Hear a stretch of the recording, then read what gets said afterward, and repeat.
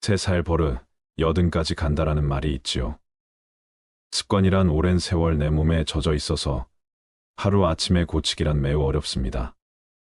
그러기에 나이 들어 익어간다는 말은 절제할 줄 아는 실천함에서 나오는 말입니다. 행복한 노년을 위해 어떤 것을 하고 계신가요? 건강한 라이프 스타일을 만드세요. 행복해지기 위한 라이프 스타일을 유지하면 행복한 노년을 보낼 수 있습니다.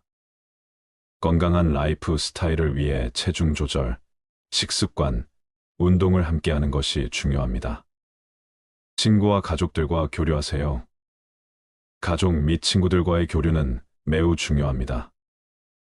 이것은 우리에게 안정감을 주고 분리된 존재로 느끼지 않게 해줍니다. 노년기에는 좋은 가족과 친구들이 점차 줄어들기 때문에 주변 환경과의 교류를 통해 이러한 문제를 극복할 수 있습니다. 의도적으로, 정기적으로 가족, 친지 및 친구와 만나 대화를 나누는 것이 좋습니다. 새로운 취미를 발견하세요. 나이가 들어도 새로운 취미를 발견하는 것은 큰 즐거움입니다. 취미는 우리에게 더 많은 자유시간을 제공하며 심리적 안정감을 주기도 합니다. 그리고 이를 통해 우리는 삶에서 더 많은 즐거움을 찾을 수 있습니다. 오늘은 행복한 노후 생활을 위해 노년이 되면 꼭 줄여야 하는 5가지를 말씀드리고자 합니다. 줄여야 할 5가지를 들어보시고 과연 이렇게 살고 있는지 체크해 보세요. 습관을 바꾸고 절제하기란 매우 어려운 일이지만 꼭 실천해 보시기 바랍니다. 첫 번째, 말을 줄여야 합니다. 나이가 들면 신뢰를 회복하기가 더 어렵습니다. 뱉은 말에 대한 책임감이 그만큼 커지기 때문인데요. 자신이 했던 말로 인해 그 화살이 나를 향하는 일이 생깁니다. 늙을수록 입은 닫고 지갑은 열라고 합니다. 제가 아는 분은 분위기에 취해서 돈을 빌려달라는 말에 흔쾌히 승낙했다가 나중에 후회하는 상황이 있었습니다.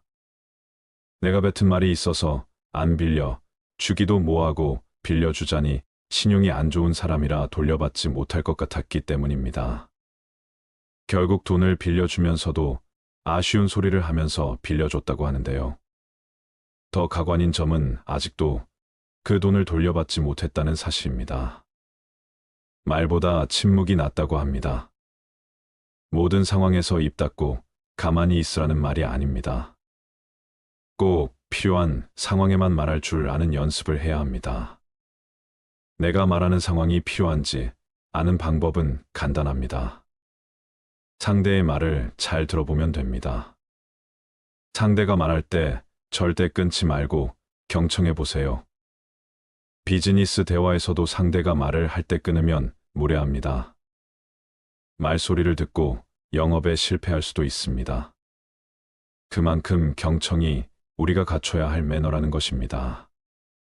두 번째, 화를 줄여야 합니다. 나이가 많다고 감정대로 행동하는 분들이 있습니다. 어리다고 무시하고 내 기분이 나쁘다고 상대에게 화풀이하는 행동은 꼭 자제하셔야 합니다. 우리가 젊었을 적 보기 싫었던 어른의 모습이 바로 이런 모습이었습니다. 이런 행동은 꼰대 소리 듣기 딱 좋은 행동입니다. 그동안 나도 모르게 쌓인 화를 나보다 약하고 어려 보이는 사람에게 푸는 건데요. 일상에서 받은 스트레스를 해소하지 못하면 나이 들수록 화가 많아집니다. 분노라는 것은 단순히 화를 내는 것이 아닌 복잡한 감정이 섞여 있습니다. 그래서 분노가 쌓이면 내가 지금 어떤 감정인지 모르기 때문에 악한 행동이 나오게 되는 것입니다. 분노가 생기기 시작할 때는 한 차례 심호흡을 한 뒤 내가 느끼는 감정이 어떤 감정인지 파악하는 것이 중요합니다. 그렇게 내 감정을 살피는 동안 화는 누그러들고 분노는 사라집니다. 이것이 현명하게 나이든 사람의 행동 방법입니다. 화를 내서 해결될 일이었으면 그 전에 벌써 해결됐을 것입니다. 평소보다 짜증이 늘고 화가 많이 난다면 그것은 어쩌면 내 몸이 나에게 보내는 신호일 수 있습니다. 극심한 스트레스에 시달리고 있거나 내가 감당하기 버거운 일에 봉착했을 수 있습니다. 이럴 때는 무엇보다 휴식이 최고의 약이라고 합니다. 어쩌면 여러분에게 지금 필요한 것은 다른 어떤 것이 아닌 휴식 아닐까요? 세 번째는 차를 타는 것을 줄여야 합니다.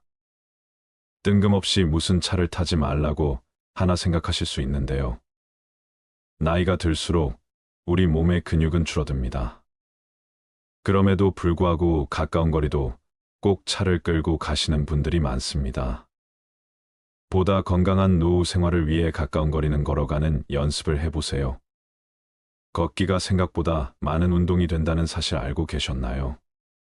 자주 걷는 분들은 하루에 10분만 걸어도 혈액순환이 좋아지고 입맛이 달라진다고들 말씀하시는데요. 실제로 걷기를 하게 되면 신체적으로 많은 도움이 됩니다. 혈액순환 개선부터 면역력 증감에 심혈관 질환 예방까지 된다고 합니다. 또한 나이가 들면 땀 흘릴 일이 많지 않은데요. 걷기를 조금 해도 모공이 열리고 폐물 배출에 도움을 주기 때문에 오늘부터라도 가까운 거리는 걸어가는 연습을 해보세요. 또한 정신적인 부분에도 도움을 주기 때문에 긍정적인 생각이 나게 해주고 우울증 완화에도 탁월하다고 합니다. 많은 분들이 운동을 해야 된다고 하면 격한 운동을 몇 시간씩 하면서 땀을 쫙 빼야 된다고 생각하시는데요.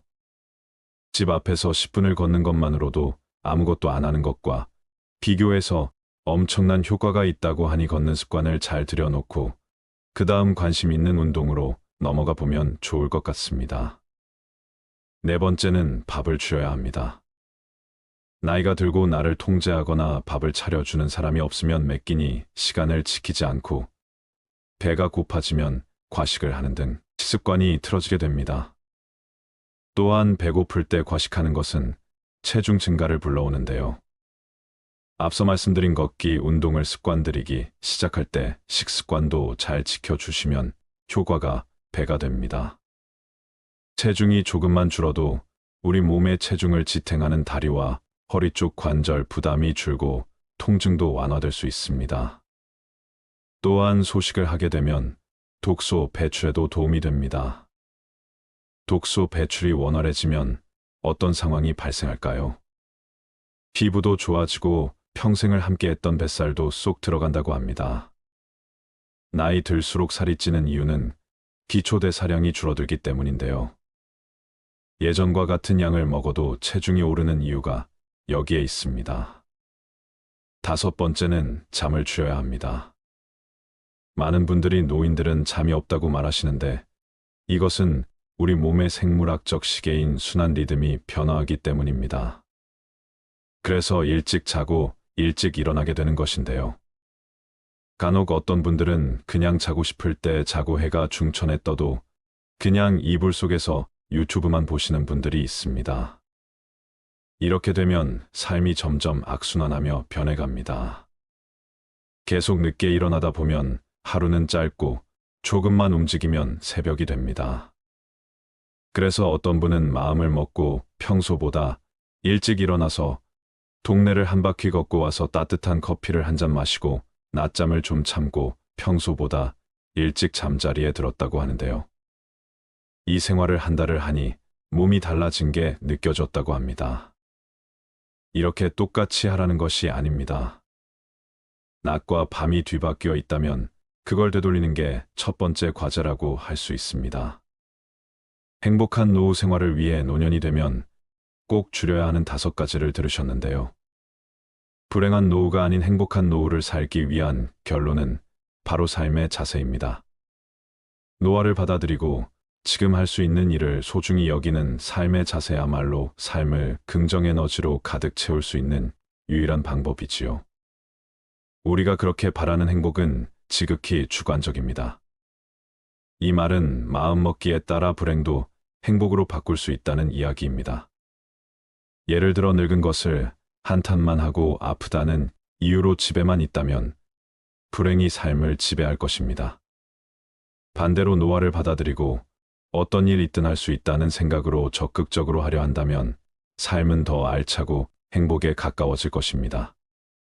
그렇다고 행복한 노년을 위해 할 수 있다는 강박관념을 가져서는 안 됩니다.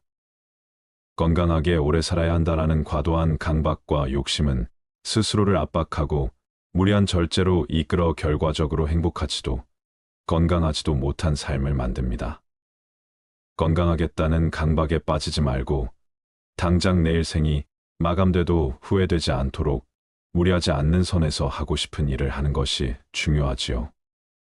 행복한 노년의 삶이란 현실을 그대로 받아들이고 내일 당장 생이 끝난다 해도 후회가 남지 않는 시간을 보내는 것입니다. 기대 수명이 점점 늘어남에 따라 몸과 마음이 모두 건강하게 늙기 위해 노력하는 사람 또한 많아지고 있습니다. 60세 이후 건강을 위해 고쳐야 할 건강의 해로운 습관 7가지를 말씀드리겠습니다. 첫 번째, 충분히 숙면하지 않는 습관. 사람이 나이가 들수록 잠이 줄어든다는 말이 있다. 수면 시간이 적더라도 깊이 잠들고 숙면을 하는 것이 중요하다. 두 번째, 사회적 관계를 유지하지 않는 습관. 외로움은 사람을 죽음에 이르게 할 수 있는 위험한 감정이다. 사회적 고립은 인지 저하, 우울증, 면역체계 약화, 비만 등의 위험을 높인다고 한다. 또한 심혈관 관련 질환 위험을 2배로 높일 수 있다. 남성이 사회적 고립을 겪게 될 가능성이 더 크기 때문에 더욱 외로움을 느끼지 않도록 조심해야 한다. 세 번째, 물을 충분히 마시지 않는 습관. 물을 마시는 것이 건강에 좋다는 것은 잘 알려진 사실이다. 어린이와 노인은 체내 수분량이 적기 때문에 탈수의 위험이 높다. 노인이 특히 탈수 위험이 더 높은 이유는 나이가 들수록 다양한 약물을 복용하기 때문이다. 심한 탈수는 신장 및 비뇨기 문제, 열사병, 저혈량 쇼크 발작의 원인이 된다. 네 번째, 과도한 운동을 하는 습관. 노인의 과도한 운동은 몸에 해로울 수 있다. 나이가 들수록 골다공증과 같은 정형외과적 문제가 발생할 위험이 커지는데 고강도 운동은 뼈 문제를 악화시켜 더 많은 건강 문제를 일으킬 수 있다. 일반적으로 60세 이상이라면 걷기나 춤, 요가 등의 운동이 좋다. 다섯 번째, 두뇌 활용을 적게 하는 습관. 사람은 나이가 들면서 뇌도 노화하고 이로 인해 인지적 변화를 경험한다. 알츠하이머 협회에 따르면 뇌 건강에 도움이 되는 사회적, 정신적 활동을 시작하기에 늦은 때는 없다. 새로운 기술을 배우거나 취미를 시작하거나 공부를 시작하는 것이 도움이 될 수 있다. 위에 언급했듯이 사회적 활동은 노인의 인지, 저하와 치매 발병을 늦춘다. 여섯 번째, 음식을 조절하지 않는 습관. 나이가 들수록 제2형 당뇨병이나 심혈관 질환 등 만성질환에 걸릴 확률이 높아진다. 이러한 만성질환을 예방하기 위해서는 설탕과 나트륨 섭취를 적게 하는 것이 좋다. 또한 만성질환이 있을 때는 의료진이 처방한 약물을 적절하게 복용해야 건강을 유지할 수 있다. 일곱 번째, 흡연하는 습관. 만병의 근원인 담배를 끊는 것은 연령과 관계없이 모든 사람에게 유익하다. 이미 흡연한 지 오래되어 늦었다고 생각할 수 있지만 60세에 금연하더라도 건강은 충분히 개선된다. 우리 삶을 방해하는 2가지 요소가 있다. 하나는 어느 것도 끝내지 않는 것이요. 다른 하나는 어느 것도 시작하지 않는 것이다. 남을 부러워하거나 질투하지 마라. 경계하지도 마라.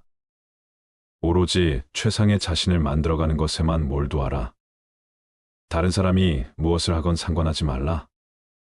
오직 자신이 무엇을 하고 무엇을 하지 말아야 할지 자신의 일에 대해서만 집중하여 생각하라.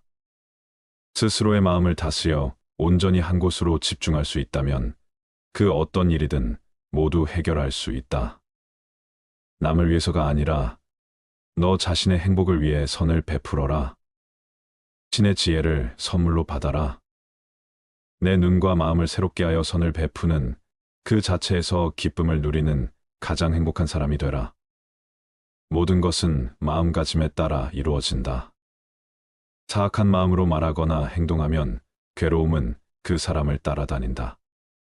반대로 깨끗한 마음으로 말하거나 행동하면 행복과 보람이 그 사람을 따라다닐 것이다.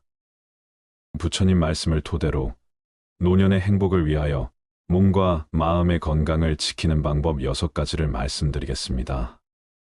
첫 번째, 노후에는 적게 먹어라. 음식이 아무리 맛이 있더라도 제 양을 초과하여 먹어서는 안 된다. 오직 기력을 도와 몸을 이롭게 하는 데에서 그칠 줄 알아야 한다. 수행자는 음식을 탐닉해서는 안 된다. 사람은 누구나 자신에게 부여된 음식의 양과 수명이 있다. 그러므로 자기의 몫이 아닌 음식과 수명을 탐내서는 안 된다. 탐한다 해서 자기의 몫이 아닌 것이 더 오지는 않는다. 음식을 탐하면 수명이 짧아진다. 자기 식복이 정해져 있기 때문이다. 음식에 대한 탐심을 많이 내어 이번 생 자신의 식복을 넘어서면 현생에 더 먹을 복이 없어지기 때문에 수명이 다할 수밖에 없는 것이다. 과식을 하면 복력 또한 소멸한다. 과식을 하는데도 오래 산다면 그 사람은 삶이 불행해지기 쉽다. 식복이 없는데 많이 먹으니 다른 폭력들이 식복을 대체하여 폭력이 줄어들다 보니 불행해진다는 것이다. 음식물 섭취를 줄이면 삶의 진행 과정을 늦출 수 있고 금욕으로 신체의 번식 전략을 생존 전략으로 전환시키면 장수할 수 있다는 것이다. 음식물 섭취를 줄이면 2배에서 4배까지 수명이 증가한다고 한다. 이후야 어찌되었든 과식은 수행자에게 여러모로 도움이 되지 않는다. 과식은 정신을 혼란하게 만들며 온갖 욕구와 번뇌를 불러일으키고 고요한 선정에 이르지 못하게 한다. 소식을 하면 몸도 마음도 경쾌하고 가벼워 쉽게 선정과 지혜를 얻을 수 있다. 두 번째, 술을 멀리하라. 술을 많이 마시면 몸과 마음이 가난해진다. 그러면서도 재물을 가벼이 여기고 사치를 좋아하여 집안을 망쳐 온갖 화를 부르게 된다. 또한 남들과 노름을 즐기고 다른 여색을 엿보게 된다. 술은 온갖 환난의 근본이요 재앙의 근원이다. 술은 독 중의 독이요 병 중에서도 고질병이다. 술은 날카로운 도끼 같아 착한 마음을 손상시키고 괴로움을 부른다. 술을 좋아하는 자는 부끄러움도 몰라 남의 경멸을 받게 된다. 그러므 술을 마실 때는 언제나 절제하는 마음을 가져야 한다. 술은 지혜의 종자를 끊고 어리석음의 결과를 불러온다고 한다. 사람의 정신을 휩쓸고 가는 것은 술만한 것이 없다. 술이야말로 재앙의 근원이고 환난의 근본이다.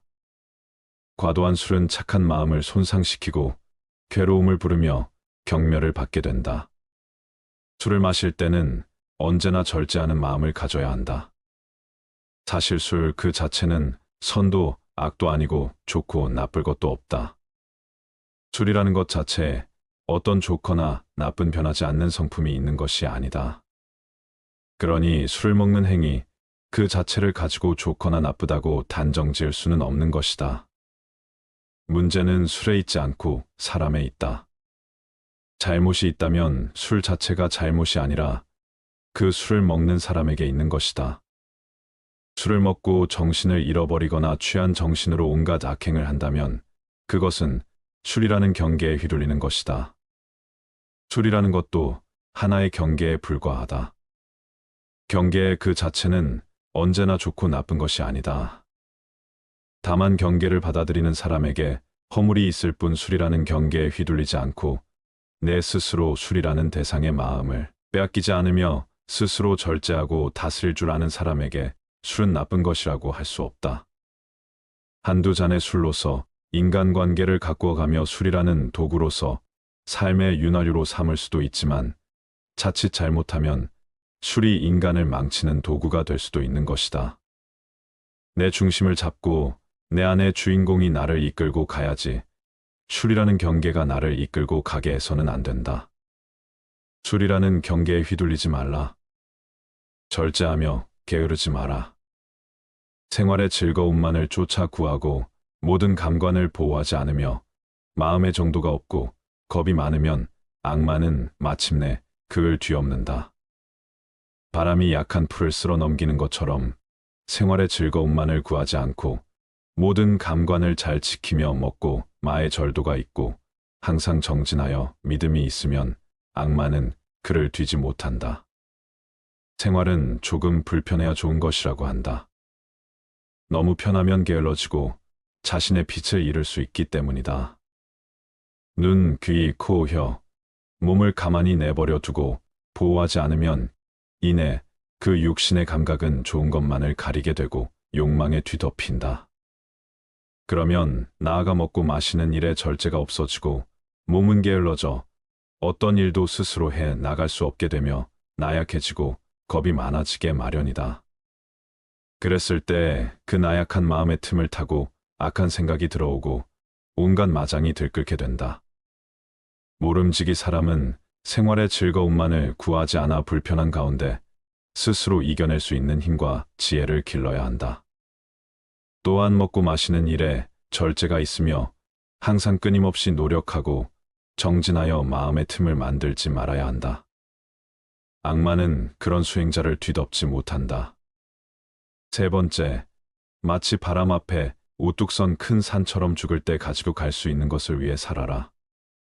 아무리 건강한 몸이라도 질병에 시달리게 마련이며 젊음도 늙음으로 돌아가고 어떠한 목숨이라도 죽음 앞에 무너지게 마련이니 영원한 것은 자비로운 마음으로 정법을 닦는 것이다. 그러면 임종에 이르러 후회하지 않게 될 것이고 임종에 이르러 후회하지 않으면 집착이 없어 좋은 곳에 날 것이다. 생이 있는 모든 것은 반드시 사가 있게 마련이다. 삶이 경이롭고 죽음 또한 경이롭고 신비롭다. 살아있음이 아름답듯 죽음 또한 아름다움의 시작이다. 죽음이 비참하고 괴롭고 어둡고 무서운 것이라는 생각이야말로 인간이 만들어낸 가장 큰 착각이다. 죽음은 또 다른 신비로운 세상으로의 여행이다. 언제나 미지로의 여행은 신비롭듯 다음 생으로의 여행 또한 신비롭고 설렌다. 물론 이번 생을 온갖 악행과 폭력과 화와 번뇌로 물들이며 악업을 쌓아온 사람에게 죽음은 괴로운 세상으로의 여행이 되겠지만 선행과 자비와 사랑과 나눔과 깨어있음의 수행으로 한 생을 살아온 사람들에게 죽음은 설레고 행복한 새로운 탄생을 의미한다. 누구나 태어나면 죽고 건강하던 몸이 헐케지면 부귀영화도 사라지고 젊음도 늙음으로 돌아간다. 그러나 육신이 죽더라도 업력과 폭력과 수행력은 다음 생에 또 다른 새로운 나를 형성시켜 갈 것이다. 선업을 짓고 자비로서 복을 짓고 깨어있음에 수행을 행한 이는 임종에 이르러 후회하지 않을 것이고 후회가 없고 집착이 없는 이는 반드시 좋은 곳에 날 것이다. 죽음을 준비하는 것은 곧 삶을 어떻게 살아갈 것인가를 준비하는 것이다. 웰다행이 곧 웰빙의 바탕이다. 지금 이 순간 임종이 닥친다면 후회가 없을 것인가? 업과 복과 수행 앞에서 부끄럽지 않을 수 있겠는가? 죽고 나서 가지고 갈 수 없는 것들의 목숨을 거는 어리석은 삶을 그만두라. 죽고 나서 가지고 갈 수 있는 것들이야말로 참되다. 죽음에 이르렀을 때에도 생사의 분별에 집착하지 않으면 평생을 쌓아온 업장이라 소멸할 수 있다. 일생을 수행했을 임종에 이르러 생사에 집착하면 그 수행은 물거품이 되고 오히려 마귀의 포로가 되고 만다. 지금이라도 본래 마음을 깨달으면 다시 번뇌에 물들지 않는다. 하루 중에도 잠자리에 들기 직전이 중요하다. 시끄러운 TV, 소음에 시달리다 잠에 들면 잠든 내내 소음이 꿈속까지 뒤따라와서 정신을 뒤흔들어 놓지만 잠들기 직전 고요함 속에서 잠에 들면 밤새 고요함이 지켜진다. 가만히 잠들기 직전 무슨 생각을 하다 잠이 들었는지, 그리고 그 생각들과 꿈에는 어떤 연관이 있었는지를 떠올려 보라. 잠들기 직전의 생각이 온통 꿈속까지 휘젓고 다니며 단점을 방해하고 있음을 알아차리는 데는 그리 많은 노력이 필요하지 않다. 하루 중에 이처럼 잠드는 순간이 중요하듯 일평생 가운데는 죽는 순간이 중요하다. 아무리 일평생 수행을 잘했다 하더라도 죽는 순간 생에 집착하여 미련을 못 버린다면 그간의 모든 수행은 물거품이 되고 오히려 마귀의 포로가 되어 헤매고 말지만, 죽음에 이르러 생에 집착하지 않고 냉철한 깨어있음으로 죽음의 순간을 지켜본다면 일평생의 수행을 뛰어넘는 결과를 얻을 수도 있다.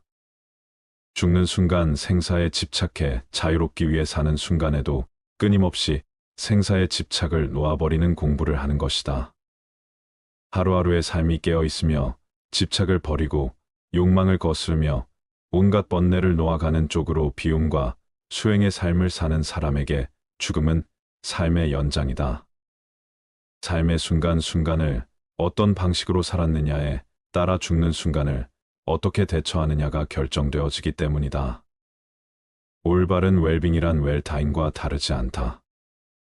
웰다잉을 위해 죽는 순간에 공부를 위해 사는 순간, 생사에 집착 없이 올바로 죽는 연습을 하는 것이다.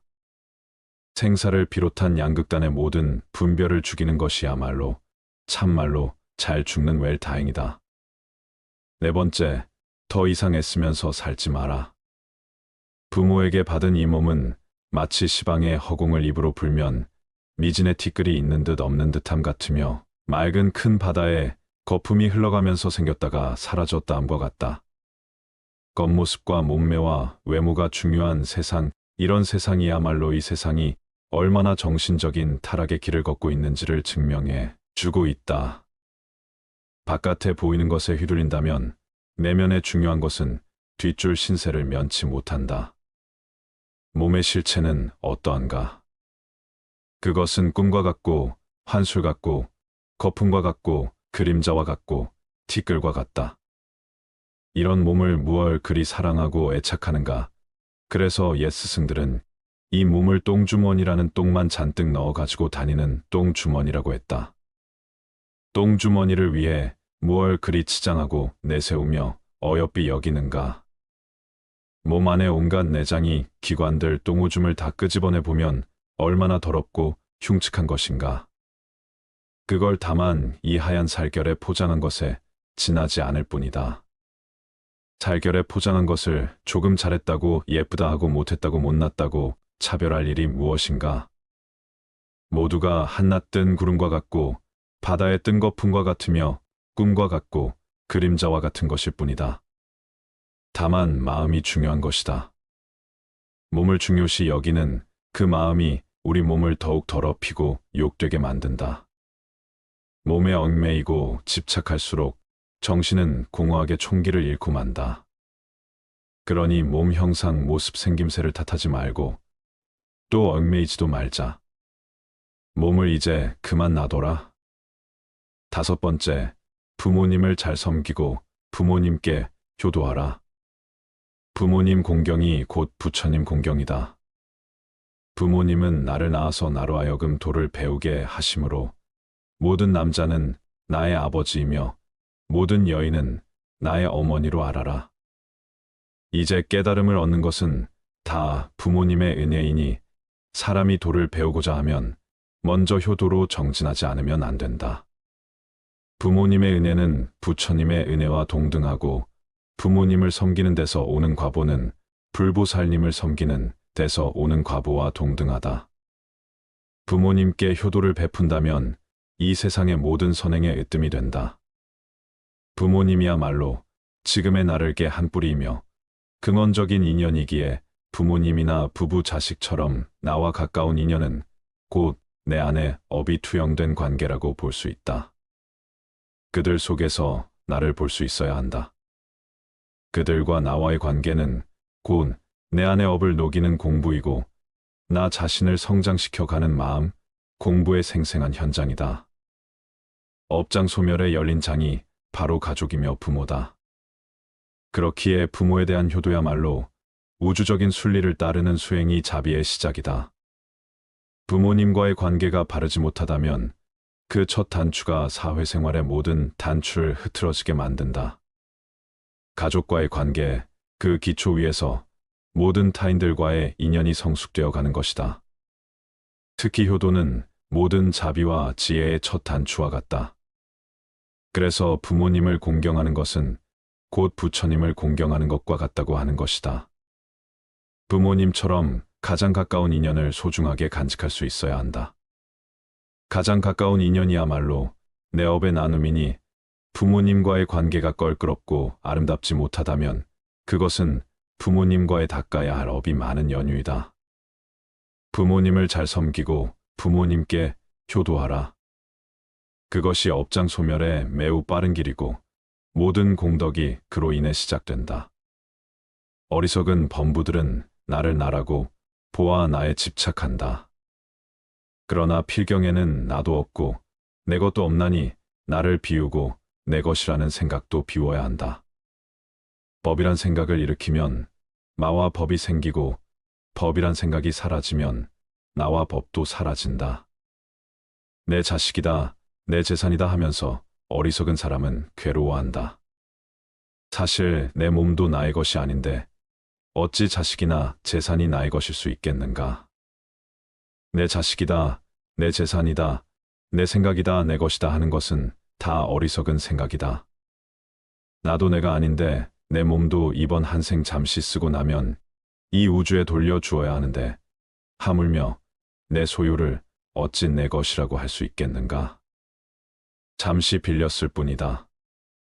내 몸도 우주법계에서 잠시 빌어다 쓰는 것이고 내 소유도 잠시 법계에서 빌어다 쓸 뿐이다. 그러니 집착할 것이 없다.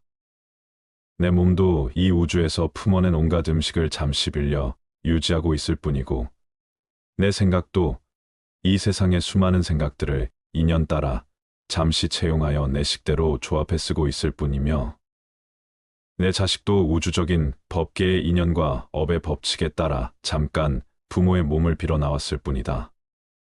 세상 모든 것들이 이처럼 다른 모든 존재들 의지하여 다만 잠시 그 모습을 취하고 있을 뿐이다.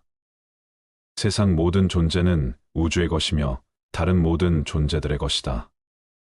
6번째, 유산을 남겨주기 위해 자신의 귀중한 생애를 다 쓰지 마라.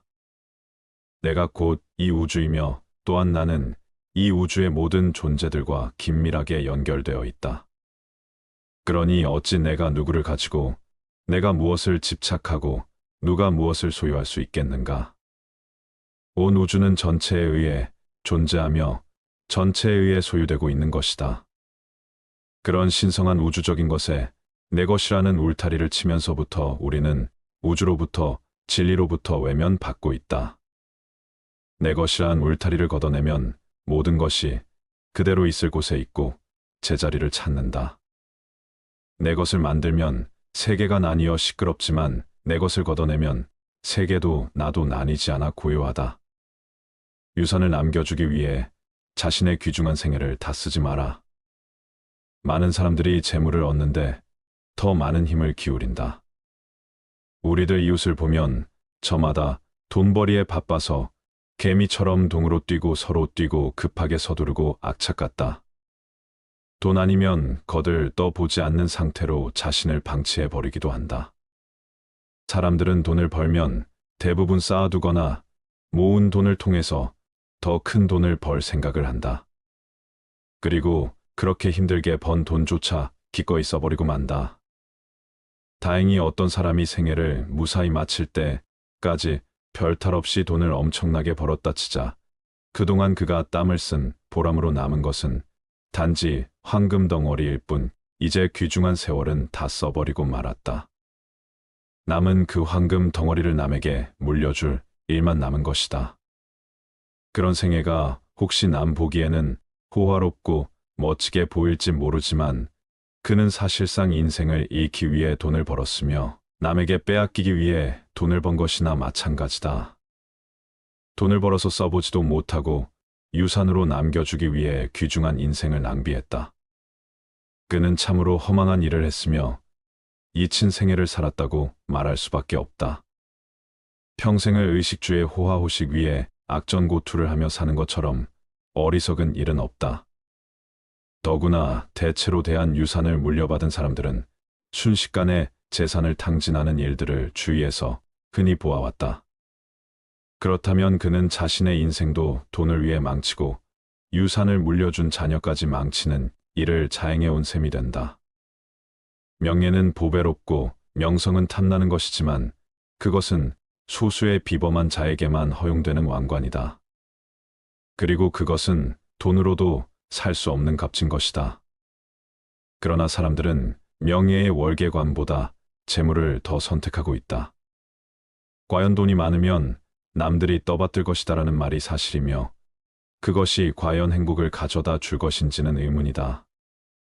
모두가 그토록 바라던 순간은 바로 지금이다. 비록 100년을 살지라도 마음이 어리석다면 고요한 마음으로 하루를 사는 것만 못하다. 비록 100년을 산다고 하더라도 마음이 어리석고 탐욕스럽고 성냄을 일으킨다면 차라리 고요하게 그 마음을 비추며 한순간을 보내는 것보다 못하다.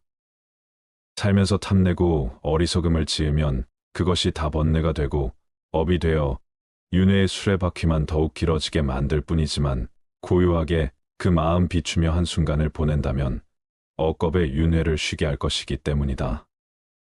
한순간을 살더라도 고요한 마음으로 마음을 비추며 영상 속에서 산다면 어리석은 마음으로 100년, 1000년을 사는 것에 비할 수 없는 공덕이 생긴다.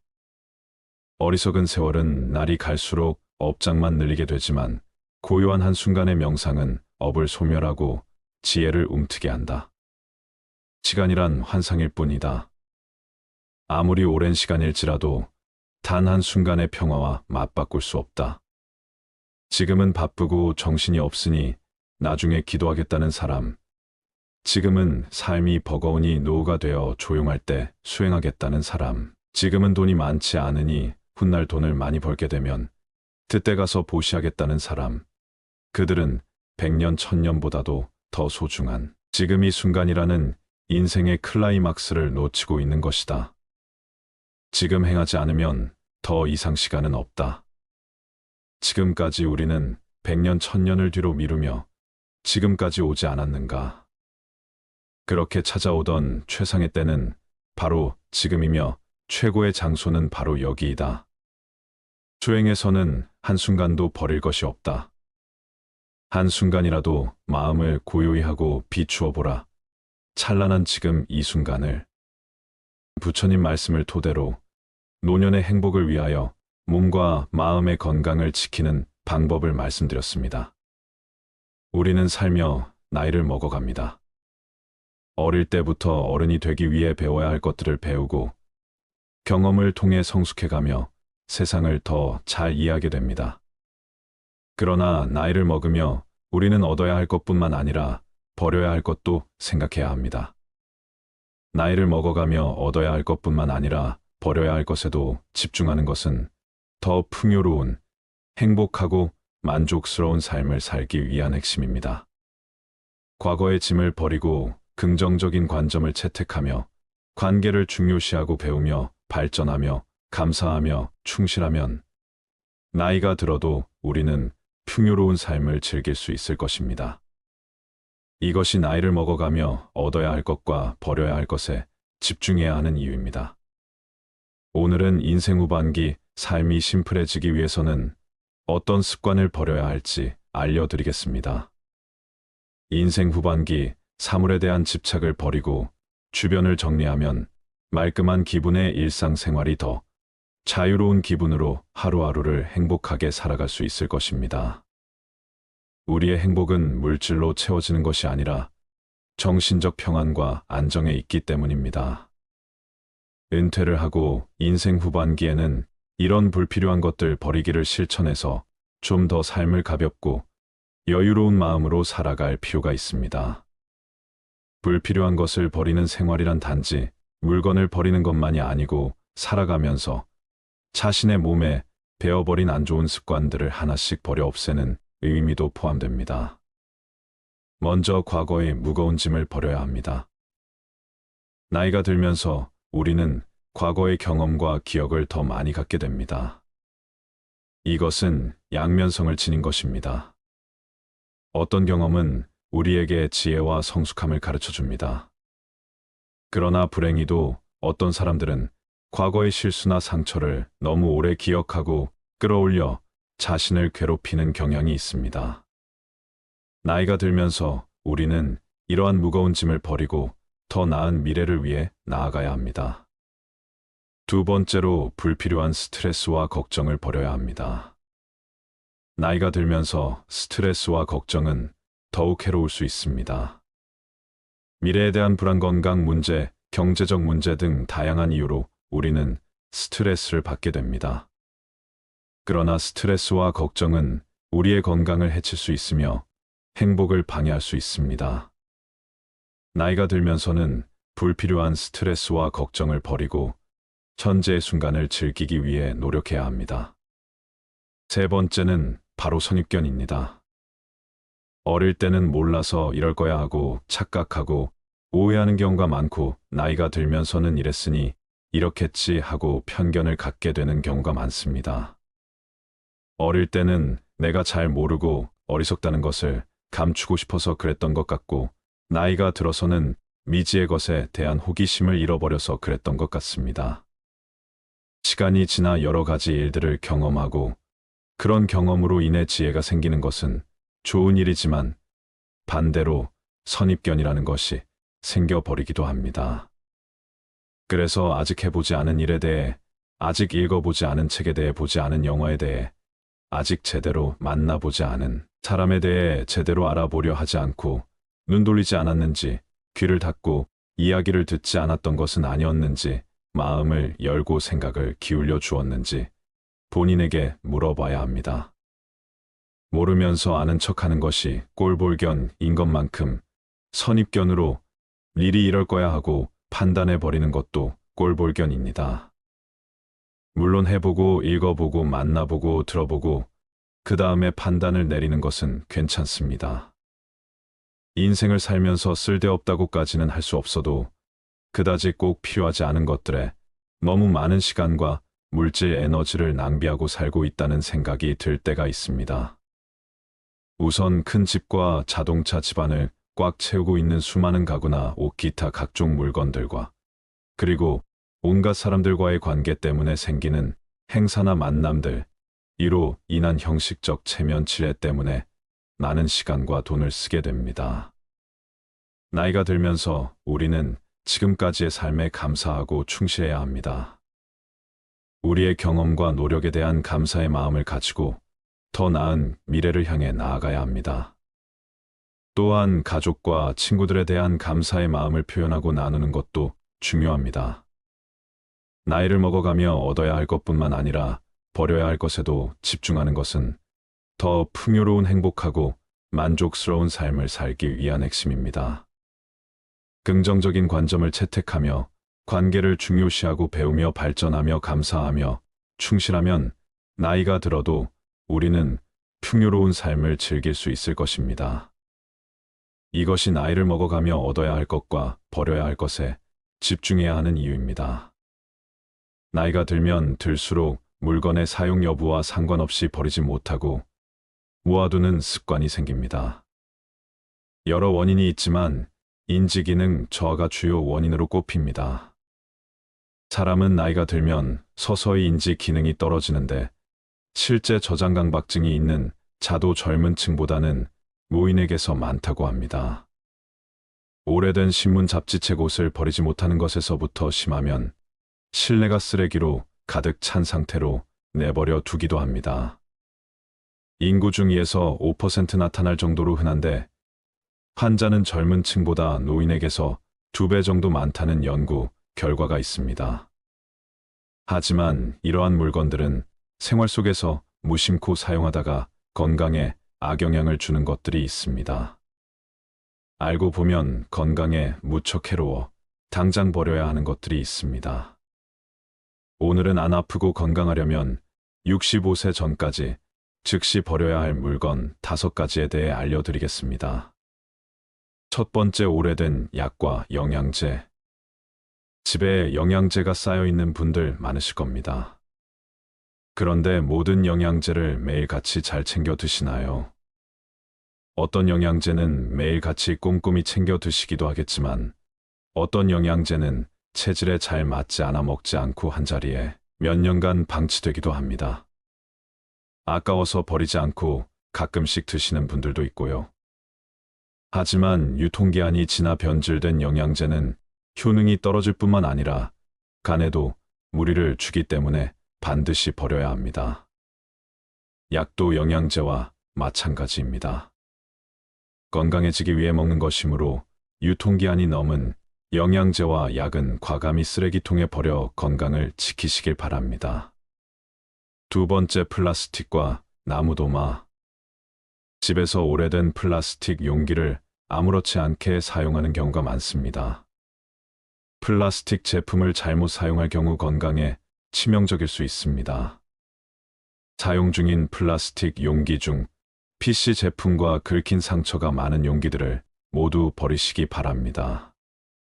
이러한 용기들은 가열할 때 유독 가스를 방출하는 물질인 비스페놀 A로 제조되었을 가능성이 매우 높습니다. 또 음식을 가열할 때 플라스틱 용기보다는 유리 용기를 사용하여 가열하는 것이 가장 좋습니다.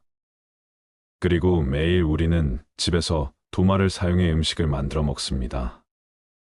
칼질 많이 한 플라스틱과 나무로 된 도마에 당연히 시간이 지날수록 흠집이 많아집니다. 수많은 틈 사이에는 박테리아나 곰팡이가 서식하기에 좋아 사용 후에는 반드시 도마를 깨끗이 닦아 통풍이 잘 되는 곳에 잘 말려줘야 합니다. 음식은 우리의 입을 통해 몸 안으로 들어가므로 위생적인 조리 도구를 이용하는 것이 무엇보다 중요합니다. 세균과 곰팡이는 면역력을 떨어뜨리고 염증을 일으키기에 반드시 도마를 깨끗하게 유지하고 자주 바꿔 주도록 하세요. 요즘은 스테인리스 도마도 있다고 하니 균이 번식하기 어려운 도마를 사용해 보는 것도 좋을 것 같습니다. 세 번째, 낡고 다른 운동화. 운동화를 한번 사면 몇 년을 계속 신게 되는데 오래된 운동화는 굽이 달라 충격 흡수율이 매우 낮습니다. 또한 신발은 걸음걸이에 따라 뒷부분이 많이 마모되게 합니다. 그런데 마모가 된 신발을 계속 신는다면 어떻게 될까요? 특히 운동할 때 신는 운동화의 뒷부분은 체중이 실리면서 몸에 충격이 흡수되는 곳이므로 마모가 되면 새로운 신발을 신어줘야 합니다. 운도의 밑창이 다르면 뛰고 걸을 때마다 완충되는 곳이 없어 발바닥과 무릎과 허리가 그 충격을 그대로 흡수해 관절과 척추에 손상을 주게 되어 무릎 통증과 허리, 디스크 등의 발병률을 높이게 됩니다. 아무리 마음에 드는 운동화라도 밑창에 마모된 곳이 있으면 꼭 교체하여 무릎과 허리가 다치지 않도록 예방하시기 바랍니다. 네 번째, 오래 써서 다른 칫솔.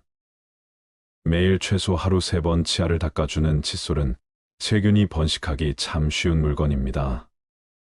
더군다나 입안 닦기 때문에 각질층이 없는 점막에 바로 세균이 침투하기 쉬워 각별히 깨끗하게 관리해야 합니다. 입안에 상처가 있다면 바로 혈관을 통해 세균이 우리 온몸을 헤집고 돌아다니게 되므로 반드시 칫솔 관리 위생을 지켜주셔야 합니다. 칫솔에 세균이 번식하는 것을 막으려면 일주일에 한 번 물을 묻혀 전자레인지 1분간 돌려주면 된다고 합니다. 생각보다 간단하죠. 평소에는 통풍이 잘 되는 곳에 놔둬 물이 빨리 마르게 해주시고 칫솔모가 벌어진 칫솔을 이용해 치아를 닦아주면 치의 제거가 되지 않으므로 최소 2~3개월마다 교체해 주어야 합니다. 다섯 번째, 오래된 화장품. 유통기한이 지났어도 아깝다며 화장품을 계속 바른 적이 있으신가요? 기초 화장품은 얼굴 전체에 매일 발라야 해서 그럴 일이 드물겠지만 색조 화장품은 기초 화장품에 비해 적은 부위에 바르고 기초 화장품만큼 빨리 닳지도 않아 몇 년 동안 사용하는 분들이 많은 것 같습니다. 하지만 색조 화장품도 기초 화장품과 마찬가지로 피부에 바로 닿는 물질이므로 반드시 유통기한을 지켜서 사용해야 합니다. 화장품은 사용하지 않는 동안 이 생물의 번식과 함께 오염될 수 있습니다. 특히 오래된 화장품은 세균, 곰팡이, 곤충 등의 미생물이 번식할 수 있는 환경입니다. 또한 일부 화장품에는 환경 호르몬이 포함되어 있을 수 있으며 장기적으로 건강에 해를 끼칠 수 있습니다. 특히 립스틱과 마스카라는 입과 눈의 점막에 바로 흡수될 수 있어 세균이 침투하기 쉬워 반드시 유통기한을 지켜야 한다고 합니다. 립스틱과 마스카라는 개봉 후 6개월까지 유통기한이라고 하니 참고하세요. 사용하지 않는 화장품은 즉시 버리는 것이 좋고 사용 중인 화장품은 꼭 유통기한을 체크하여 적절한 시기에 교체하세요.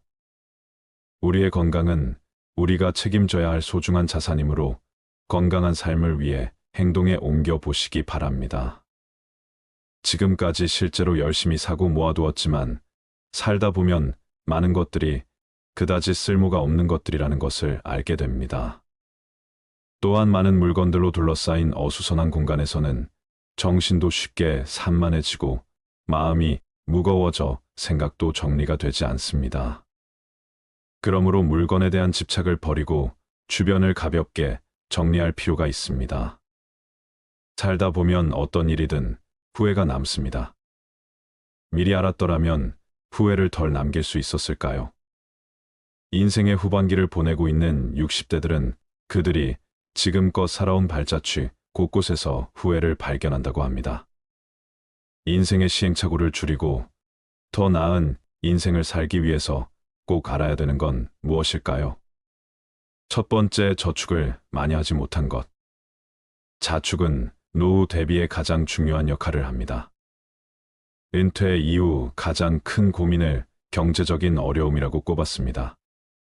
고정 수입이 줄어들고 자녀 지원비, 병원비 등 각종 늘어가는 지출비 탓에 생활고에 시달릴 수 있습니다.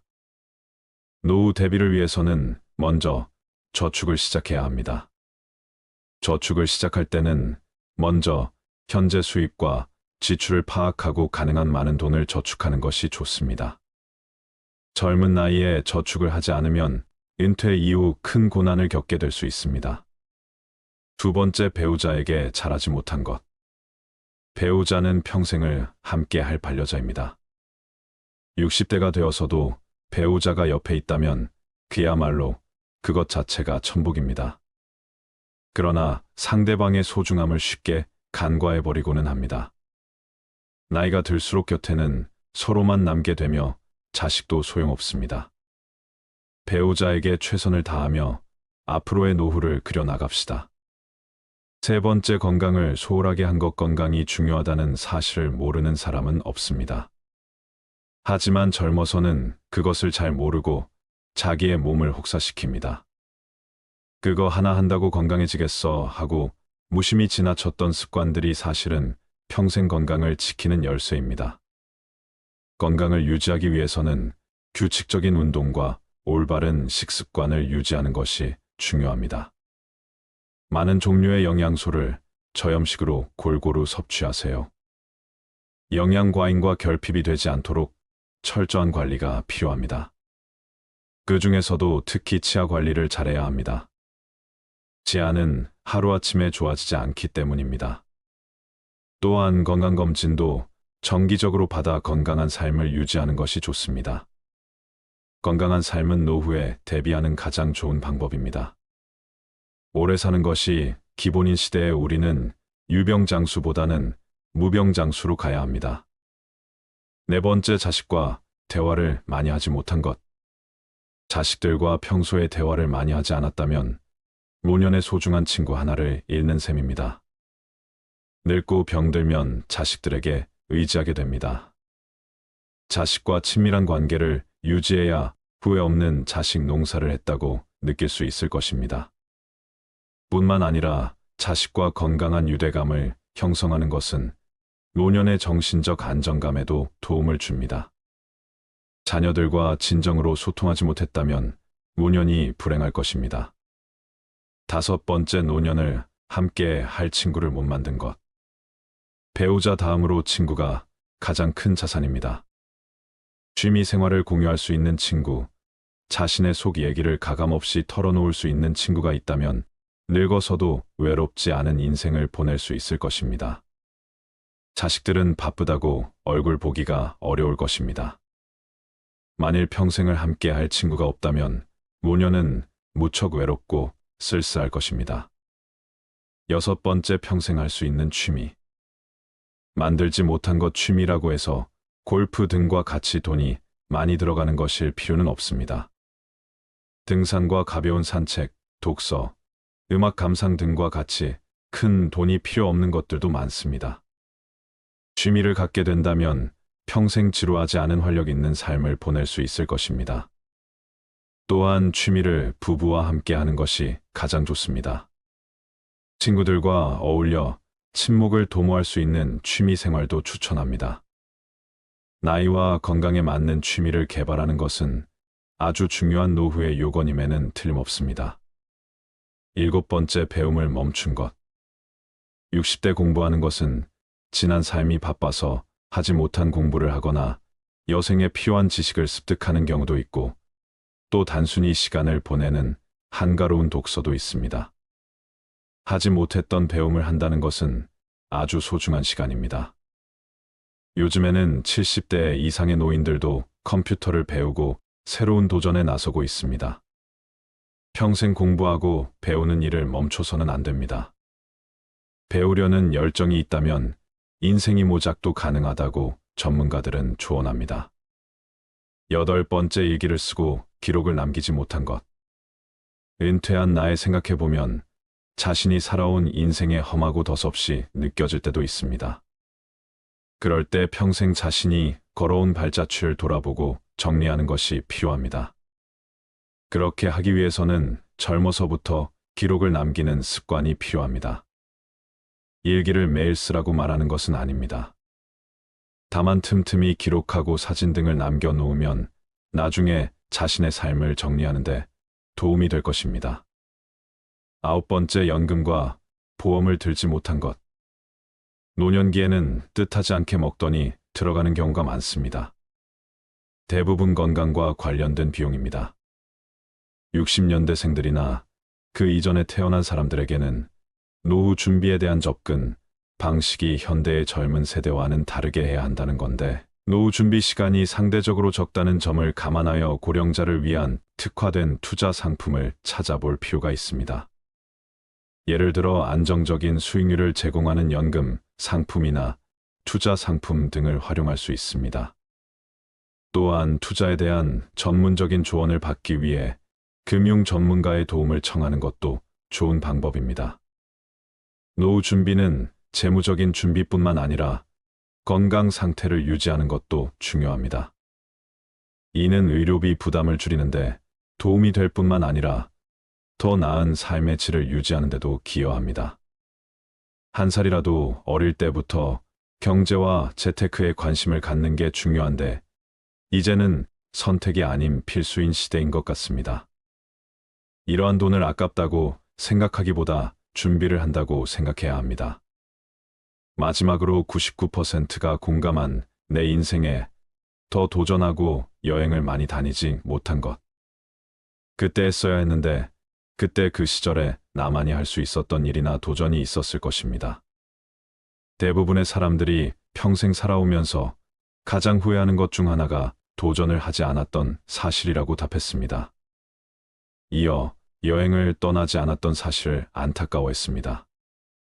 자식 키우고 회사 일을 하느라 여유가 없었을 것입니다. 그래도 다른 돈을 아껴서 여행을 떠나라고 선배들은 조언합니다. 훗날 회상할 수 있는 좋은 추억을 마련해 놓는 셈입니다. 그동안 수고한 60대의 모든 삶을 응원합니다. 올해 85살인 할머니가 가장 후회되는 것 중 하나가 너무 많은 걱정을 하고 산 것이라고 말하였습니다. 할머니는 이렇게 말씀을 하셨다고 합니다. 걱정하지 마. 그냥 내가 걱정한다고 못 사는 자식이 잘 사는 것도 아니고, 내가 걱정한다고 병이 낫는 것도 아니야. 걱정은 하는 게 아니야. 차라리 그냥 좋아지길 바라는 게 더 좋아. 그리고 마지막에 죽을 때 웃는 사람이 행복한 줄 알았는데 그게 아니야. 평상시에 걱정 없이 행복하게 웃는 게 진짜 행복한 거야. 행복은 저축처럼 안 쓰고 모아둔다고 모아지는 게 아니야. 행복할 땐 그냥 걱정 없이 행복해야 돼. 평상시에 걱정 없이 행복한 것이 진짜 행복한 사람인 거야. 모아두었다가 꺼내 쓸 수 있는 게 행복이 아니야. 그냥 걱정하지 마. 편히 그냥 그렇게 웃으며 살아. 그게 최고야. 근데 그걸 그동안 못했어. 너무 늦게 깨달은 거지. 이 말을 보고 참 생각이 많아지더군요. 그동안 제가 어떻게 살았는지도 뒤돌아보게 되고 그랬습니다. 이럴 때 어느 스님의 말씀이 생각이 나네요. 과거를 후회하며 삶의 오답을 찾으려 하지 마라. 삶은 정답이 될 수 있고 오답도 될 수 있다. 즉, 삶의 정답은 없다. 개개인 모두가 정답이 될 수 있고 모두가 오답의 가능성도 있다. 그런데 우리는 끊임없이 정답을 찾고 쫓는 것에 습관이 되어 있다. 그러면서 후회를 한다. 그럴 필요 없다. 지금 내가 서 있는 이 자리가 내 자리이고 정답과 오답을 나누며 분별하는 마음이 괴로움을 가지고 오는 것이다. 정답이든 오답이든 그냥 그대로 다 받아들이면 그대로 정답이 되는 것이다. 여러분들의 후회되는 것들은 무엇이 있나요? 그리고 그 후회되는 것들을 하지 않기 위해 어떤 노력을 하고 있나요? 지금껏 쉴 틈 없이 달려온 여러분의 마음에 위로가 되는 좋은 글 하나 읽어 드리도록 하겠습니다. 다들 마음을 내려놓고 어느 한 의사의 이야기에 집중해 주시길 바랍니다. 나는 의대 교수였다.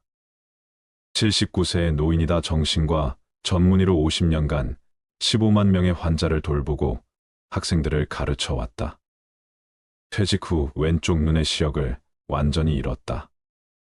당뇨병, 고혈압, 통풍, 허리디스크, 관상동맥 협착, 담석 등 7가지 중병과 고달픈 스트레스를 벗삼아 어쩔 수 없이 살아가고 있다. 한쪽 눈으로도 아침이면 해를 볼 수 있고 밤이 되면 별을 볼 수 있다. 잠이 들면 다음 날 아침에 햇살을 느낄 수 있고 기쁨과 슬픔과 사랑을 품을 수 있다. 남의 아픔을 아파해 줄 수 있는 가슴을 가지고 있다. 세상을 원망할 시간이 없다. 지팡이 짚고 가끔 집 밖으로 산책을 했다. 한쪽 눈이지만 보이는 것만 보아도 아름다운 것이 많았다. 지금은 다리에 힘이 없어 산책이 어렵지만 계절이 바뀔 때마다 보이는 앞산숲을 색깔이 아름답다. 삶이 감사하다. 인생이란 바로 여기와 지금이다. 행복을 느낄 시간과 공간과 사람은 바로 지금이다. 지금 여기에서 함께하는 사람들과 어울려 한 번이라도 웃으며 이야기를 나눌 수 있는 곳이 바로 즐거움이다. 살아보니까 그렇다. 뇌 속에서 행복을 만드는 물질은 엔돌핀이다. 엔돌핀은 과거의 행복한 추억 때문에 생기는 게 아니다. 지금 내가 즐거워야 엔돌핀이 형성된다. 사람이 어떻게 늘 행복하기만 하느냐고 묻는 이들도 있다. 그런 이분법적인 생각에서 벗어나야 한다. 어제 죽은 사람들이 하루라도 더 살기를 원했던 그 소중한 시간에 나는 오늘을 살고 있다. 괴롭고 슬퍼도 한 가닥 희망을 만들어 보자. 살아있음이 즐겁고 만날 수 있음에 감사하자. 지나간 세월은 어렵게 살았더라도 다 행복했던 거라고 나이든 사람들은 이야기한다. 왜냐하면 사람은 누구나 짜릿하게 행복한 시간이 있었다. 사람은 그 추억으로 사는 것 같다. 괴로움을 겪어봐야 행복할 줄 안다. 인생살이 살면서 오늘 지금 여기가 제일 중요하다라는 말이 맞는 말 같다. 아내 없이 살아보니까 있을 땐 몰랐는데 젓가락 한쪽이 없어진 느낌이다. 있을 때 잘해라는 말을 많이 들었는데 그럼 어떻게 살아야 할까?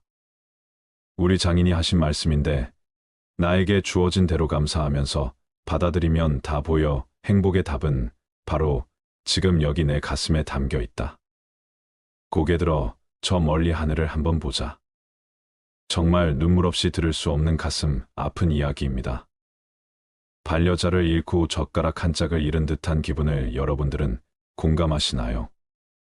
배우자의 소중함을 느낄 수 있는 어느 한 부부의 감동 실화를 말씀드리겠습니다. 미안하지만 난 당신을 사랑하지 않아. 왜 결혼했는지 모르겠어. 나는 말했다. 아내가 두 손으로 얼굴을 가리고 말없이 울었다. 난 미안했지만 등을 돌리고 집을 나왔다. 아내와 더 이상 살아갈 자신이 없었기 때문이다. 아내에게 이혼 서류를 꺼냈다. 집과 자동차, 부동산과 현금, 그 중에서 당신이 30%를 가질 수 있어. 아내는 말없이 눈물만 흘렸다. 이튿날 집에 돌아와 보니 탁자에 아내가 써놓은 편지가 있었다. 눈물이 얼룩져 있어서 혹시 내 마음이 흔들릴까 봐 읽지 않으려 하다가 나도 모르게 읽어내려갔다. 난 아무것도 원하지 않아. 다만 한 달쯤 시간을 갖고 싶어. 한 달만이라도 아무 일 없는 것처럼 대해줘. 아이 시험 기간이니까. 신경 쓰지 않게. 그리고 이혼 조건으로 한 가지 부탁만 할게. 당신이 결혼 첫날 아침 출근할 때 나를 안아서 거실에서 현관까지 갔던 것처럼 한 달간만 그렇게 해줘. 이 여자가 미쳤나 이런 생각이 들었지만 한 달이면 끝날 일이니까라고 생각하며 그렇게 해주기로 했다. 첫날 거실에서 아내를 들어 올려 안았을 때 몹시 어색했다. 몇 년간 우린 신체 접촉이 없었으니까. 칩보를 걸어 현관까지 갔을 때 뒤에서 아이가 박수를 쳤다. 멋있다면서 나는 아이에게 웃음을 지어 보이며 아내를 내려놓고 출근했다. 둘째 날은 첫날보다 나아졌다.